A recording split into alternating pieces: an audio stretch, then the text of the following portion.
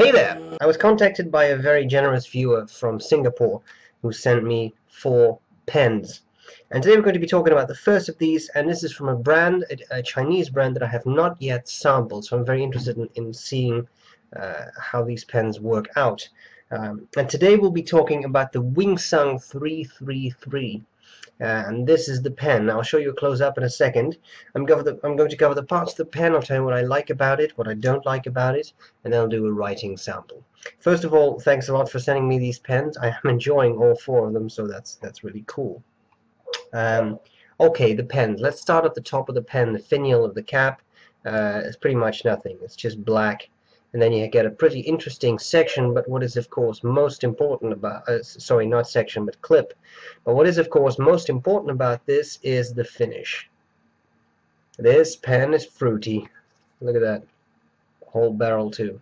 It's very interesting, feels metallic-like. I'm pretty sure it's plastic with a type of sticker around it or something. Some type of covering they've done, but it works. It doesn't really come off easily or anything, doesn't scratch off easily, so it's pretty cool.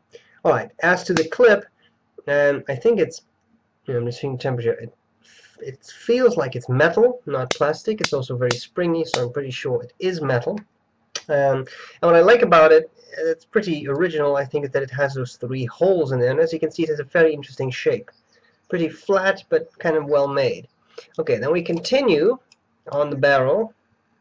Look at all the fruit. Absolutely bananas. And then at the end, here we have a little black end cap thing. You open up the pen by just popping off the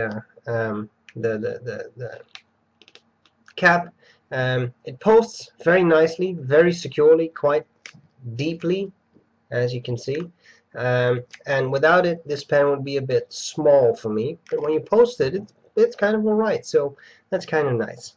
When it comes to the nib, you get a pretty interesting nib, very interesting shape. Not something that I've seen a whole lot before. Maybe a little bit Namiki Falcon-like, just a little bit. And what is particularly friendly is that the nib, don't know how well you can see that, but it wishes you luck because it says lucky. Alright, then you got the feed. Nothing too fancy there. Very interesting that it's so flat though. Extremely flat feed. The section is made of plastic, just hard plastic. It's not rubberized, but it actually doesn't feel particularly slippery. But I can't imagine if you use it for a longer period of time, which I have not yet done. I've just been writing bits with it, but for a really extended period of time, maybe it would become a bit slippery. But so far in my writing, I have not noticed that. Alright, it comes with an arometric converter, which means you just draw up ink into a sac by compressing and decompressing that little handlebar. What is interesting is that this comes out and it has a standard international nipple, which means that in principle you can use this in a bunch of pens. If you have pens which you don't have a converter, or you would like to try another converter instead of cartridges or whatever, then in principle you can put this in, which is a nice touch, I think. A lot of these Chinese pens have these types of converters that are actually built in, I found. So this is kind of nice. Alright, so there you have the pen. I think we should take a couple of measurements, but before that, let's discuss what I like and what I don't like. This pen is clearly very funky. I mean, I don't necessarily see people go to a business meeting, carry a pen full of fruit. That's not necessarily a bad thing. It's also it's a bit, springy and fruity and fresh, and it has nice colors on it. So I think there are specific people to whom a pen like this would really appeal. And clearly kids come to mind because, I mean, it's a nice small size too, so it would fit their hands well. But I don't think it's particularly bad design. It's simple, but it's definitely different. I don't think I've ever seen a pen with fruit on it. The design is quite nice. The section is quite comfortable to hold. Nice, this tapering and a little bit of a flare. It's comfortable to hold. The pen posts well to make it a nice size. So all of that I think is pretty good. When it comes to the nib, it's not bad. It's not the greatest nib I've ever used. It's very fine and it's very hard, very rigid. But it's not extremely scratchy or anything. So I think that's pretty cool. Things I don't like about it. Well, you know, clearly this is not a $700 pen, right? There are specific things that you do notice. For example, here you can see that actually this fruit stuff is a sticker that is stuck on there because you see these half bits of fruit. So those types of details kind of reveal that it is not a super expensive pen. Doesn't make it a bad pen, but that's something you see.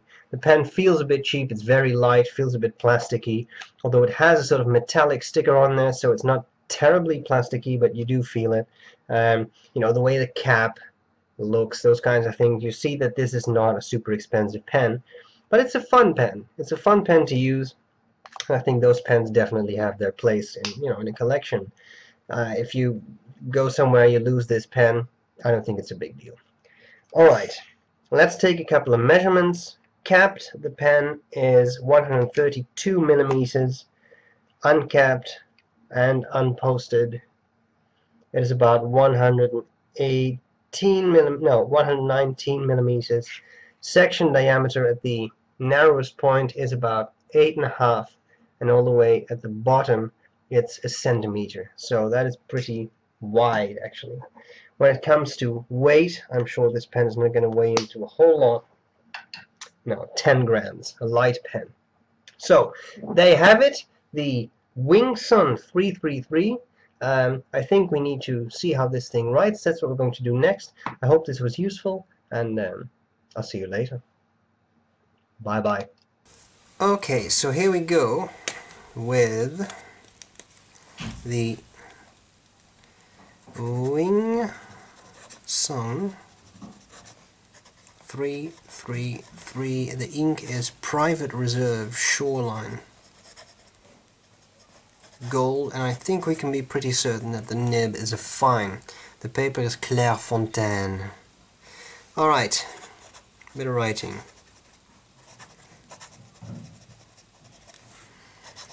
The nib is gives a lot of feedback. For me, it's not an annoying scratch, but you can probably hear that even on this super smooth paper there is quite a bit of feedback. If we do a fast writing sample,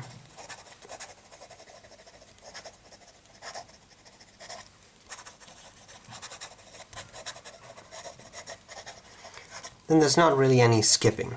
One thing I can say is that already I'm starting to get cramped fingers. For me, this pen is too narrow and too small to really use comfortably for a long period of time.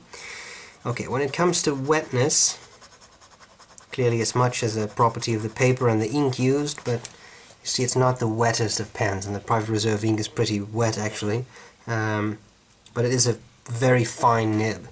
When it comes to line variation, there is some to be had, but you really have to push down hard, and even then it's not extremely pronounced. So don't expect too much in that regard. Reverse writing is something that is possible by turning the nib around, and that gives you a very, very fine line. That would be extra fine, I would say. But it does work, and it's not even extremely scratchy, so that's something you can do with this pen. Well, that's it. I hope this was useful, and it's all fruity. I'll see you later. Bye bye.